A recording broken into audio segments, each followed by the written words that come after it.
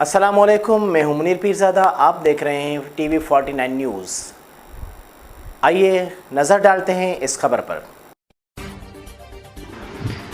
جی ناظرین، آپ کو اپڈیٹ کرتے چلیں، برطانیہ سے رپورٹ کر رہے ہیں ہمارے چیئرمین میاں عامر علی۔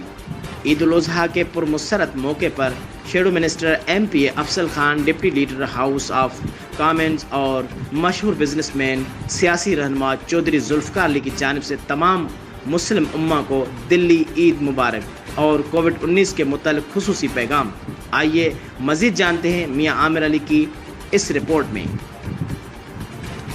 جی، میں اپنے تمام بہن بھائیوں کو عید مبارک اور حج مبارک، اور ان کی قربانی جو دیں گے وہ اللہ تعالیٰ قبول کرے۔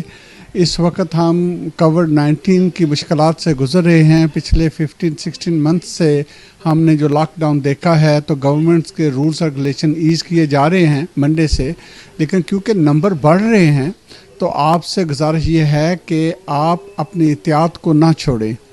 جو اللہ نے ہمیں زندگی کی نعمت دی ہوئی ہے، اس کی قدر کرنی چاہیے، اور اس کی جتنی بھی احتیاط کریں وہی بہتر ہے۔ آپ اپنے فیملی کے ساتھ اچھی طرح عید گزاریں، احتیاط کے ساتھ عید گزاریں۔ عید مبارک۔